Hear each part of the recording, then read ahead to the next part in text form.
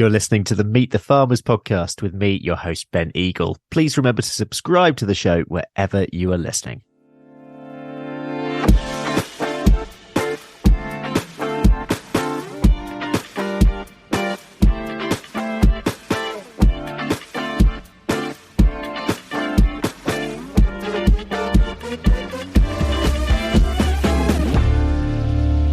Hello and welcome to episode 253 of Meet the Farmers. I'm your host, Ben Eagle. And for the next few weeks, we're going to be dipping into the podcast archive and digging up some clips from past episodes. So first up is some of my conversation with Buckinghamshire farmer Rich Heady, which was released way back on August the 3rd, 2020. This evening, I'm really pleased to be joined by a farmer who, in terms of telling his farming story, is one of the more active people that I know on Twitter. Rich Heady, who you can follow on Twitter at Heady's Farm, runs a 1,000-acre mixed farm in Buckinghamshire on the edge of Milton Keynes with his family. The farm includes 700 acres of arable cropping and 300 acres of grassland, which is mostly used to fatten store cattle. He also runs a small flock of clean Texel Cross sheep and sells lamb and beef boxes to the surrounding villages and the local butcher. As I alluded to at the start of this intro, he is heavily engaged on social media and makes brilliant little videos about his life and work on the farm, which we'll definitely talk about. Rich, welcome to the podcast. How are you doing? And what is your harvest 2020 looking like, given we're recording this on the 22nd of July? Yeah, I'm really good, thank you. I can't say the same about harvest. We've not started yet. We've got a lot of kind of green ears of crop which develop quite late in amongst the ripe stuff. So it's going to be really challenging when we do get going to get the crop dry enough. So it's just capping off a really tough arable year. And meanwhile, while we're waiting to get the combine going, pigeons and crows are helping themselves at a pick-your-own buffet and getting fat on the grain. So kind of every day we wait, we're losing some, but hopefully we're going to get kind of an easier crop to combine at the end of the day. Yeah. I mean, it has been an absolutely unbelievable year, hasn't it? In no matter where in the country you are. I mean, what's it been like in Bucks? So we're fairly lucky we're on quite heavy soil, so it's retained a lot of the moisture through the spring. But again, we got wet fairly soon in the autumn, so we've got very little of our winter cropping planted. So we had to do a lot in the spring. That's going all right, but recently we've kind of been swamped by weeds. So the wild oat weeds and blackgrass have really come back with a vengeance this spring. So the farm's looking quite untidy at the minute. I'm not too optimistic for harvest. But, you've got to keep fingers crossed and hopefully it will surprise us. Yeah. I know that you do a fair amount of spring cropping in here and certainly your lays in order to keep on top of your blackgrass. What is your blackgrass situation like? I'd like to say we've kind of got it under control, but this year, certain fields we haven't been able to treat like we normally would. And the blackgrass is kind of getting ahead of us in those. But say a mixture of spring cropping, late planting of our crops, some of the chemicals we're still allowed to use, and say the grass lays for the cattle, giving the fields a break and putting grass down for a couple of years, kind of it's all helping. So I think we've got our strategy, but as we all know, the blackgrass is a very clever weed, and I'm sure it'll find a way to have another go at us. Have you got quite a few mixed farms where you are, or are you sort of a bit of a lone ranger? Yeah, no, we're in quite a mixed area, which is it's really nice. You drive around this area and there's kind of rolling grass hills and then arable fields tucked all over the place. So it's quite a kind of a nice mixed area. There used to be a lot more dairy around this area, but since dairy farms had such a hard time, that's really reduced. Yeah. Give me a bit of history about the farm, as I think I'm right in saying that previous generations of the family farmed on land that's now practically central Milton Keynes. Yeah. So my dad was born on the farm in central Milton Keynes. It's now under John Lewis and Campbell Park. So yeah, that was a really tough time for them, I think. I think a lot of people kind of think you'll get paid a lot of money back then to have your land built on, but it was just taken from them and they were paid kind of minimum agricultural value. Wow. And they were told to get out, really. and they were lucky enough to get this place not too far away where we farm now. But kind of history is almost repeating itself as Milton Keynes creeps ever closer towards us. Yeah, I was going to say, I mean, do you actually genuinely see the prospect of that happening again? Yes, kind of some fields we have houses next door to now. So, fields which were quite remote and we had no trouble with, now are going there to combine. You've got to keep an eye out for tyres, sticks, rocks. Yeah. And you can just see kind of tracks where people have had a good wander around. Yeah. It's just bringing new challenges. So let's go back to your uni days. Actually, you went to Harper Adams, and while you were there, you did a placement year at Sheep Drove Organic Farm in Berkshire. Yeah. Tell me about that time and what you learned from it. That was probably one of the best years of my life. Kind of being thrown in the deep end on a busy farm was just brilliant. The farm at home is always a good place to start, but you never quite get thrown in the deep end like you do in a proper work environment. Yeah. And because the farm was quite on big scale, you had lots of expertise there. So we had a brilliant sheep manager, brilliant beef manager, brilliant poultry manager, brilliant arable manager, and we just went there and sucked in all this information and all these skills, as well as earning a bit of money, which was always good. But yeah, it was just a brilliant place to be. They had on-site chicken processing. They sent us off for a week in their butcher shop in Bristol. Wow. We just had the time of our lives, really, just kind of earning money and playing with big toys and, really working hard, but also learning loads and just meeting some great people. Yeah. And after uni, you went to Australia and New Zealand and you worked on a number of farms. Tell me about the mango farm first. Yes, we ended up in Broome, which is kind of quite northerly on the western side of Australia. And it's quite sleepy, and we had a bit of time there, so we were looking for a place to work. And we contacted a mango farm, and we spent a good couple of weeks there. We slept in, I think it was like a sheep trailer or something. Yeah. And we helped out picking mangoes, and they had a shop on site, so we were making mango smoothies. They had a pizza oven, so we kind of did a couple of nights serving pizzas to the public. Nice. It was really nice to get off the tourist trail, meet some proper Australians. Yeah. See the frilled lizards in the trees and fruit bats and see some real Australia. Amazing. Before heading back on the tourist trail again. Well, how long were you in the country for? We were in there for 4 months. Okay. So we kind of did 2 months on the west coast and 2 months on the east coast. And then you worked on a dairy farm in New Zealand? That's right, yeah. We had some kind of friends who knew some people out there. So they put us in touch and we went and we kind of helped out. I've never milked a cow in my life, so I think it took me probably 20 times longer to put the first set of clusters on than anyone else. But it's all a brilliant experience. Yeah, I was going to say, you weren't tempted by dairy back in the UK then? No, can't say I was.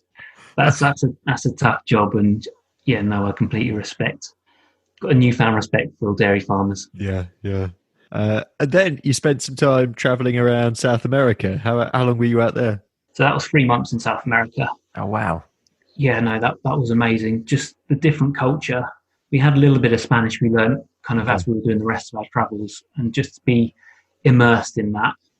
And it was just the culture, we went on the Inca Trail, we saw whales, we climbed an active volcano, we went into a working silver mine, we cycled down the world's most dangerous road. It's just these opportunities are still out there.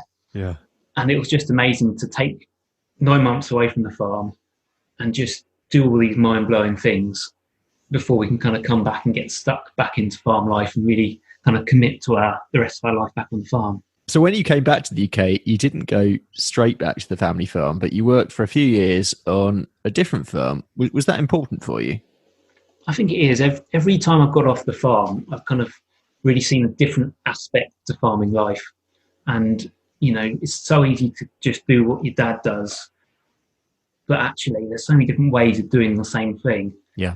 And each farm you work on, you probably do the same job in a different way. And then, it's up to you how you do it in the future. But you've got all that experience under your belt. And just meeting different people, having the contacts, it's just such a great experience. I'd urge anyone in agriculture who's quite young just to go out and work on lots of different farms, lots of different systems. Mm.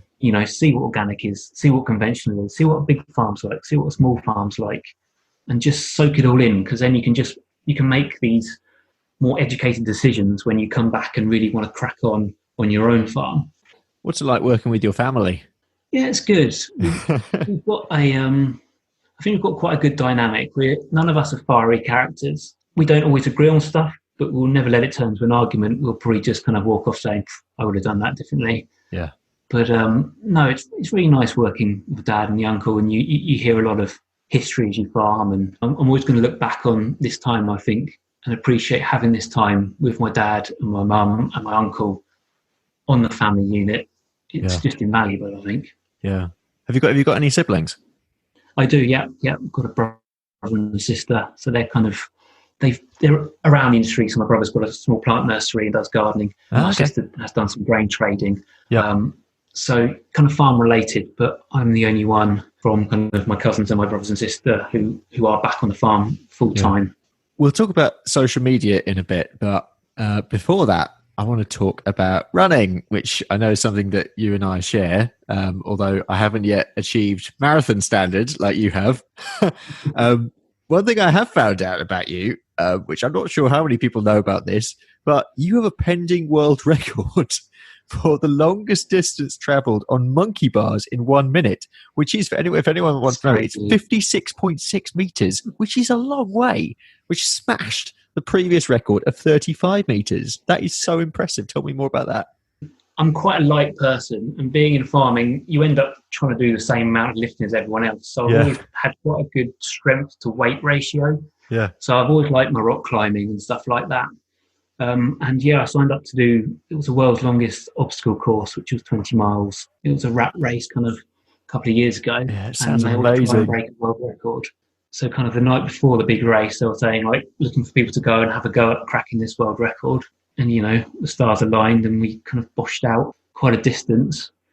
And we just kind of fingers crossed that Guinness accept it. It's been a long time now, and I'm starting to wonder whether there might be some issue with the recording or the logging of it. But, fingers crossed. I'd love to have a world record under my belt. Yeah, I was going to say, tell me, because I've often wondered what that process is. What is the process with Guinness? What do you have to do? Well, it was all set up by the race company. So they took some footage. They were measuring everything and recording everything as they did it. So I've kind of relied on them to have done the due diligence to kind of send it all off and have set it up right. Yeah. But I think it does take a while. I've got a friend who first was the youngest female to have walked to the North Pole, and she said it took a couple of years for her record to come through. Wow. And if you want to hear more of that conversation with Rich, head back to episode 82. Next, we're going to skip ahead to episode 134 in December 2021, when I spoke to Carmarthenshire-based beef farmer Aled Evans. On the show today, I'm joined by the 2021 Farmers Weekly Beef Farmer of the Year, along with his brother, Carmarthenshire-based Aled Evans. From 2015 to today, Aled's business has grown from 180 calves to 650 cattle, finishing around 325 per year. And with grassland management, a major focus of the business. As well as the cattle, Aled runs around 700 breeding ewes. And today we're going to hear a bit more about Aled's business, his approach to work-life balance, ensuring profitability, and ensuring sustainable practice to soils. Aled, this really is a pleasure having you on. Welcome to the podcast. How are you doing? Thanks, man. Not too bad, thank you. Good. Enjoying this nice, crisp weather. Absolutely. It's. I was going to say, how's November been for you? Because it's been unseasonably dry out here in the east. Yeah, we had a wet week, or a very, very wet weekend right at the beginning of November, but the rest of it has been quite kind, to be honest. So it hasn't been too bad at all. Yeah, good. Maybe tell me about your part of Carmarthenshire, first of all. Yeah, so we're based just to the west of Carmarthen, very much a livestock area. So you're rolling green hillland, fairly green with all the rain that we have. Yep. And we're very fortunate. We're only about 15 minutes away from the beach, and then national parks to the east with the Brecon Beacons and the Preseli Mountains, and Pembrokeshire National Park to the other way. So, God, sounds absolutely terrible. Yeah. What about life growing up? How did your interest in farming begin? Yeah, so growing up on a family farm, so dad's a farmer, and then mum was a school teacher, and then I've got a younger brother, Ewan, who I'm now in business with. So a brilliant childhood, really. Just we're very fortunate on the farm to have plenty of space to run around, play in the woods, create dens, all that sort of thing. And then my uncle's a local auctioneer, so we were always surrounded with livestock, the buying and selling. Aunt's a butcher, so we all develop a bit of an interest in that final product as well. So, yeah, sort of ingrained in us subconsciously, I guess. So, yeah, nothing else has really touched it, to be honest. Okay. How did your uncle get involved in the livestock market? I think he went to university at Harper back in, must have been the 70s or something like that. Okay. Came back and got involved with the local livestock market. Okay, and been with them ever since? Yeah, I've been there ever since. Brilliant. Let's talk about your business. When did you start your current business, and what were your aims and goals going into it? Yeah, so after sort of graduating from uni, I went to work for the Environment Agency for 10 years. Okay. We had the chance in 2015 to take on some of the family farms. So basically, my brother and I had to sit down and chat how we were going to go about it, who was going to go and run it, what we wanted it to look like. And we came up with 3 sort of key aims that we needed it to do for us. So one was profit, the second was lifestyle, and the third was legacy. And then any business decisions that we make, they're all sort of focused around satisfying those 3 things. So profit was the most obvious thing, because I needed to pay myself a salary, being used to having a salary before. So a salary for myself to live on, and then money to be able to reinvest and to grow the business. I guess having worked off-site and with anyone working off-site, lifestyle is quite important in that, having that every other weekend off, so we get a chance to refresh mentally and physically, and just having time away with family. So whether it's a couple of holidays a year or just short working weeks, that sort of thing. So that's quite an important thing. And then the legacy part of it has several different aspects. So one, we wanted to develop a team that we were proud of, and to give them opportunities to progress and follow their aspirations. 2 would be the environmental side of thing, anything we could do to improve on our local environment, our local community. So anything we can do to have a positive impact in that. So whether it's working with local colleges on assignments and that sort of thing, just to help back up a bit of our knowledge. And just to create a business that we're really proud of, really. Yeah. I'm sensing why you won this award now. It's like all these things. Yeah. We're really obsessed with it, to be honest. It's probably not healthy, but no. Do you think those 10 years away from the farm really had an impact then on your way of thinking going into the business? Yeah, it's probably, I think I appreciate it a lot more than if I'd just come back straight from uni and then fallen into the routine of it. There's a lot more thought gone into it. Yeah. And then the fact that we've been able to see, I guess, whether it's management structures or dealing with people, dealing with teams, having that time away from the farm, having holidays, that sort of thing, maybe not the things that you frequently sort of associate with agriculture. Yeah. So it gives you a better slant on it, I think. Yeah. And let's just look back over the last 5 or 6 years. How's the business developed since the early days? So I guess we've been fortunate in that we're in a part of Wales where we can grow loads of grass. Yeah. So with that, we've been able to create a fairly low cost of production system. And then we're at a point then that once we had the system that we were happy with, we could replicate it. So we've been able to grow fairly quick in like a 5-year period. And there's probably a bit more opportunity for growth again now that we can sort of replicate the system. Probably the other really cool thing is we've been able to bring Llevon in and develop a team. So that's been quite cool as well, to give an opportunity to someone locally as well to follow their aspirations. Absolutely. I mean, how does he find your management style and your ethos and everything that you've been talking about in terms of your approach to the business? Yeah, so we're very, very fortunate in that he's got a similar mindset to ours. He'd spent a bit of time working out in New Zealand before coming to work with us. So he's used to that sort of grass-based and that lifestyle sort of system. So he was very, very focused on finding an opportunity where he wouldn't be working a 7-day week with no time off and long working hours. He wanted that same. Yeah. We work hard when we're in work. We try and have fun when we're doing it. Yeah. But then he's done by 5, so he's got time to socialise, play rugby, spend time with family, have weekends away, have holidays, that sort of thing. So it's a very, very aligned way of thinking. I think that makes it a good work environment to work in then, really. Yeah, yeah. You mentioned that you can obviously grow lots of grass. How else do you keep focused on keeping your costs low? So I think everything comes back to quite a simple, boring system.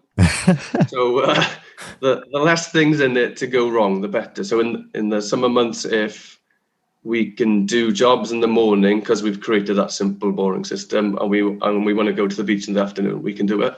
So we won't beat ourselves up for working a shorter working day to do something like that. So we've done it by investing in initially GPS mapping the whole farm to work out land parcels and how many cattle we could carry on them. We've then invested in infrastructure so we're not moving loads and loads of fences daily. We're just moving 1 or 2 mobs, and that probably takes us like 15 minutes to do. Other than by doing that, we've been able to improve our management. It means that we can cut out and hopefully eradicate sort of artificial fertilizers. We've been able to really crank back on purchased feeds, so probably down to about 20% of what we'd do in the first year or two. Yeah. So it's just by having, I guess, improving my skills and the skills of the team. So by improving our management, our cost base just automatically comes down with that. Meet the Farmers is brought to you by RuralPod Media, the only podcast production agency to specialise in the rural sector. We're on a mission to make rural stories mainstream and help businesses, organisations and communities like you tell your story through podcasting. Podcasting is a fantastic way of connecting with your audience, whoever that might be, getting your message out there and networking with leaders in your niche.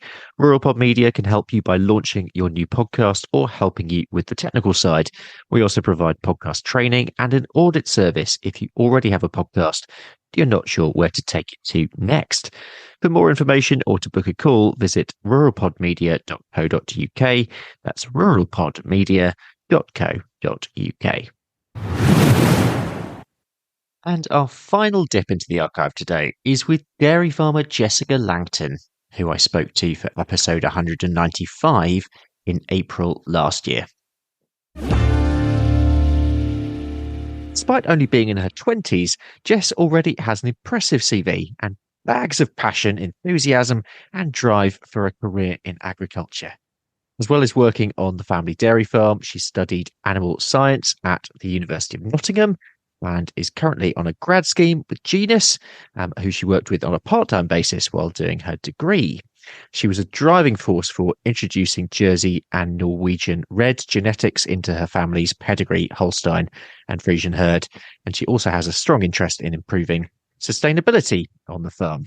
This interest in sustainability goes wider, and indeed, when she was at Nottingham, she was part of Enactus Nottingham, a not-for-profit organisation run by students, and her social enterprise there worked with Arla to investigate feeding seaweed to ruminants as a way of reducing methane emissions.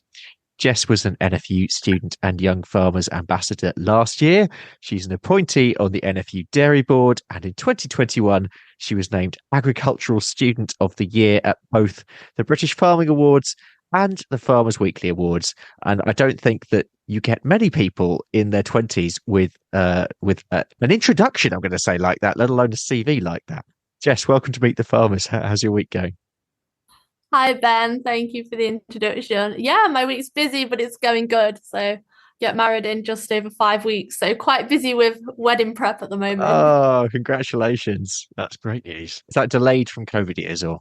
No, no. So, we got engaged sort of 2.5 years ago. So, it was sort of around that COVID-y, how they had like the different zones. Yeah. It was around that time. So, we thought we'll leave it for quite a long time to just sort of get through the pandemic. And we could have probably had it a year earlier, but here we are. Oh, I hope you have a fantastic day anyway. Um, Tell us about what you're doing on your grad scheme, first of all, with Genus, and also how you first got involved with Genus. Yeah, so I'm now on the Genus graduate scheme, which is where you do 6 months with Genus, 6 months with Promar International, and then 6 months in an area of the business of your choice. So I started working for Genus nearly 4 years ago now as an RMS technician on their Insights program. So I was looking for a job to do alongside my degree, and I saw this like part-time specialist job advertised that was specifically aimed at students, and applied for it and was successful in the role. So I spent 3.5 years as a specialist whilst I did my degree, which sort of worked out quite handy because the specialists were classed as key workers. So it gave me the opportunity to get out of the house during COVID. So it gave me a purpose alongside the farm while studying. So I did that. Then I applied for the grad scheme and was successful in gaining a place on that. I've just finished my 6 months with Genus and just started my 6 months with Promar. So I've done loads of different things. I've done sales and sort of done major business projects and that sort of thing, really enjoying it. I quite like the diversity of the program. So I'm like quite keen to get new entrants into the industry. And I think the Genus grad scheme attracts people from a farming and a non-farming background. So for example, this year, we've got 3 people on the scheme that aren't from a farming background and 2 that aren't. And that mix is really, really nice. Awesome. In terms of sort of a collaborative environment. I mean, for anyone, dare I say, anyone not from a livestock background, let alone anyone from a non-farming background as well, do you want to just tell us a little bit about Genus and Promar and what they actually do? Yeah, so Genus is a bovine genetics company. So it's mainly looking at marketing bull semen and with a big focus on sustainability. So they pioneer genetic improvement to feed a growing population. And they also have other products such as like silage additive, teat dips, and their health and welfare rumination collars. So they are sort of the main services that Genus offer, as well as the specialist side of things as well, of course. Yeah. Should remember that one, having done it for 3.5 years.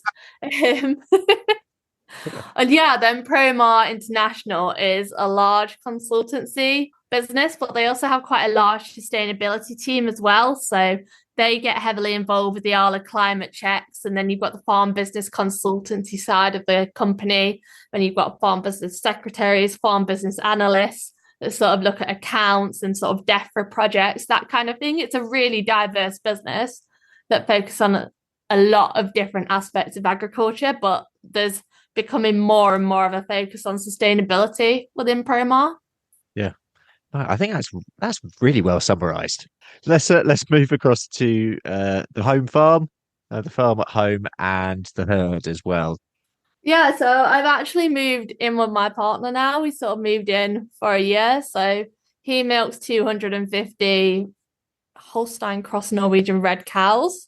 Yeah. But the farm that I'm originally from at home, so that's the Lachlan herd of pedigree Holsteins, and they're sort of my showing girls. We do have the Jersey and the Norwegian red in there as well to sort of increase the fat and constituents. But I also like to keep my pedigree girls for showing with. We've got a couple of good prospects, and we also had our 1st of April born calf born this morning. So just a couple weeks late, but she is massive and she's looking really good. Last year we had some herbal lays planted because we're quite keen on becoming a sustainable and regenerative farm in line with sort of the First Milk values. So First Milk is the processor that we sell our milk to, and they want us to improve our constituents whilst also farming with a regenerative approach. So we are hoping to achieved that with the sustainable farming incentive, countryside stewardship, and just finishing off a higher level stewardship as well. I think this is our final year of that before we move into sort of the countryside stewardship. So we're looking at putting in herbal lays, and we planted a little bit more woodland, and we're just looking at improving our genetics. So having cows with a high feed advantage. So they're sort of a smaller cow that would produce the same amount of milk as a larger cow, that they just eat less, with a high fat and protein. And that's sort of where that Jersey and Norwegian red and Frisian come into the mix. How long have you been showing? What sort of age did you start? So I started showing when I was 5, showed for a few years, then stopped. And then I sort of got back into it, I think 4 years ago now. So a couple of years ago, we had a really good calf that won at like the qualifying show for All Breeds All Britain. And then she was in the top 10 at All Breeds All Britain as well. So I got the bug for it and carried on from there. That is it for today. I hope you've enjoyed this dip into the Meet the Farmers archive. There will be more of that next week when we'll hear from 3 more farmers from previous interviews. But until then, I hope you have a great week ahead, and I will see you next time.